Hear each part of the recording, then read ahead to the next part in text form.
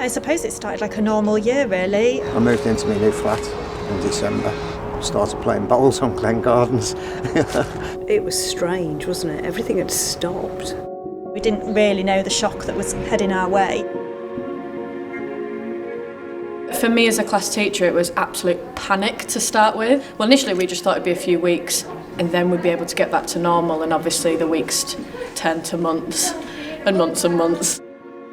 Just remembering that sense of fear and confusion that was around back in March, really hit home how difficult a year it's been.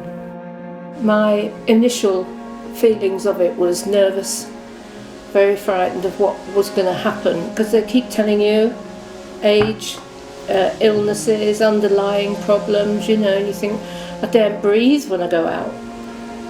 Awful, absolutely horrible, because you couldn't go out anywhere and stuff like that, I mean, I know there was the government guidelines for an hour's exercise a day, but I wasn't sure about that, so you never know if what they're saying is the truth or not. It was really terrible, not being able to go out, not being able to get exercise, not come to the park, be with your mates and that, You could feel the panic in the shop, and obviously straight away you had to adapt to what you were doing, so the shop's quite tight and narrow, so instantly we realised that we weren't going to be able to just let people fill the shop like we used to do.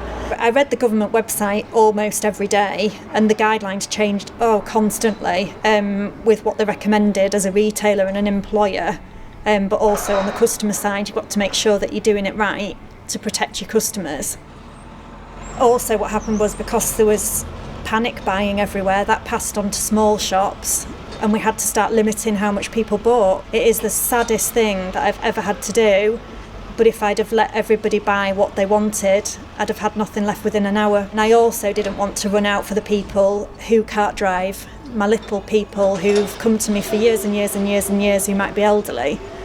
I didn't want them to turn up and not get 2 sausages and half a pound of mince. Weird times, weird. It was the boredom, mainly, because what can you do? There's only so much telly you can do, there's only so much reading you can do, and stuff like that, so, I mean, that was the worst bit of it. I used to dread doing the shopping because you never used to know what was going to happen, and then it kind of turned fearful of that, because you could see people looking at you and you're like, what have I done? So obviously if I had to take one of the kids with me at some point, you could see people looking down at you to say, well, what do you think you're doing? Bringing your child with you? Well, I don't have much choice. Some days we've been fine, some days we've been worried, some days we've cried, both of us on various times, but we're fine, that's the thing. Got to remember, we're okay, our family's okay, so we're in a very good position actually. There was a couple of some days I really slumped, really, and I could tell it was just everything, anxiety, feeling on the edge of depression, all of it. And then I'm very lucky that the next day I got up and I was okay again. And I've been a bit up and down. I don't know whether people have been the same. A bit up and down. To be honest, at one point I felt like finishing it all, because I just couldn't get out. But I'm over all that now, I'm back with mates and that, and we have a good laugh together. It's really difficult to put into words what it was like. It was like waking up in a bad dream. It was frightening, it really was. It's something I never ever want to live through again.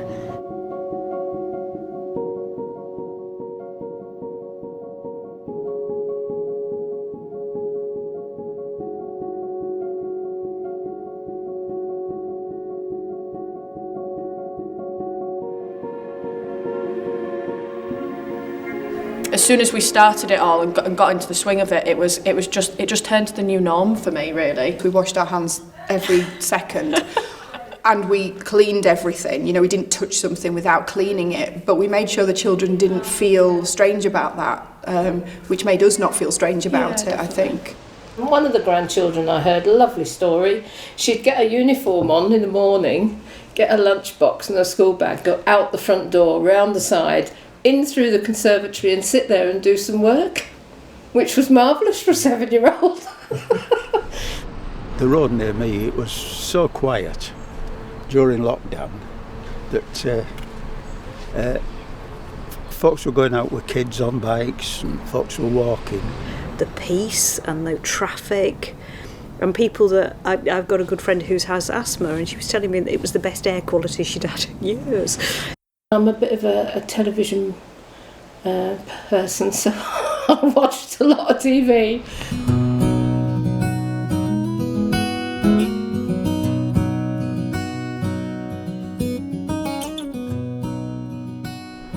It's surprising how many people actually came together to actually help the community when it was needed. I knew there was going to be a lot more time on my hands, you know, so I needed to fill that gap. I can't do nothing. Me and Amber have lived around here for 10 years now, so it's just part of who we are, being here, and it's made sense for us to be able to help while we can.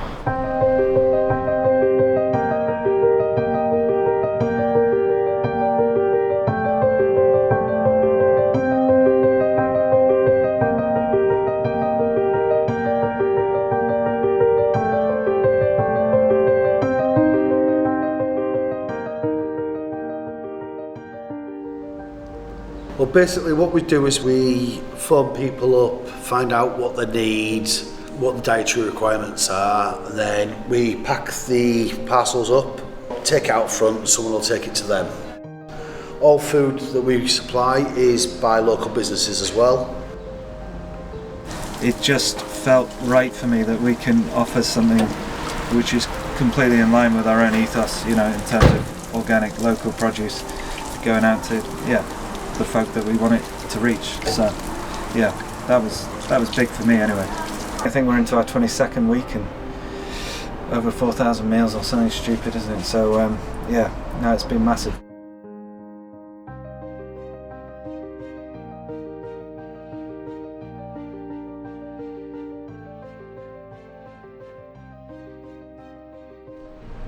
First week, it was very like business-like, I would say.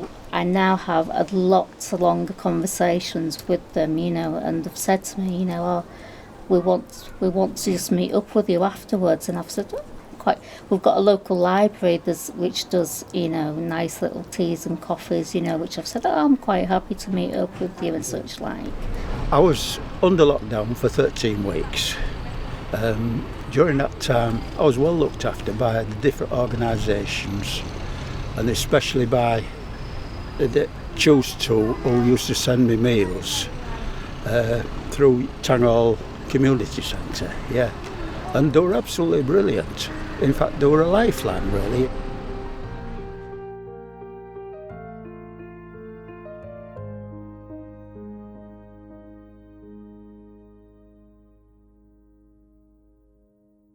Well, basically what we're doing here is that we're cooking meals for NHS and people who are struggling. When I heard they opened up the cafe to do these dishes, I was honoured and happy to be a part of it. I just think I just like to do my part in helping those who are struggling and everything. Ever since lockdown started, we all haven't been able to do much really. So getting back up on my feet and all starting to do stuff again is kind of a good change. I've eaten couscous and loads of pasta and things like that, which I wouldn't cook myself. But with each one, you got like a recipe. So if there's anything that I particularly liked, then I could cook it. But it was absolutely great.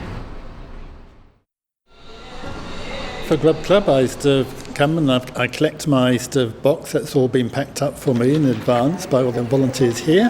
I load it onto my bike and off I go to do exactly the same round. I go in exactly the same order every time.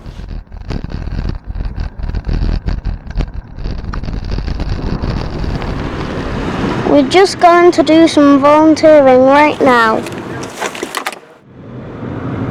A lot of the people we deliver to are on their own, so sort of elderly people in flats, and they don't have connections in the community to go and reach out to them. Here's our hand gel. This is what we're delivering today. Pork and kale stew, vegetable and quinoa stew, creamy chicken and roast potatoes, smoky pasta and mushrooms. Yum, yum. So we've just been to deliver some food and the lady was very grateful, said it's amazing what we're doing and it really makes a difference to her week. It's been busy today, lots of happy people, and I'm glad we can help them out. Yay! The Tang Hall Community Centre has been extremely successful. This centre has been able to distribute food in a practical way successfully, and it's been successful because of the relationships and the networks that it had established previously. It's nice to know you're making a difference and you can change somebody's whole day with a simple smile and a simple gesture. Well, I remember the very first one I did, and I remember putting the stuff on the doorstep, banging on the door, stepping away, and she came to the door and she was just so thrilled to know that people had remembered her and to know that this was going to happen. And we had the nicest chat, very brief, from a distance. I remember walking to the end of the gate and closing the gate and just thinking, oh, that was wonderful. For me, it was just so wonderful. Yeah, sorry.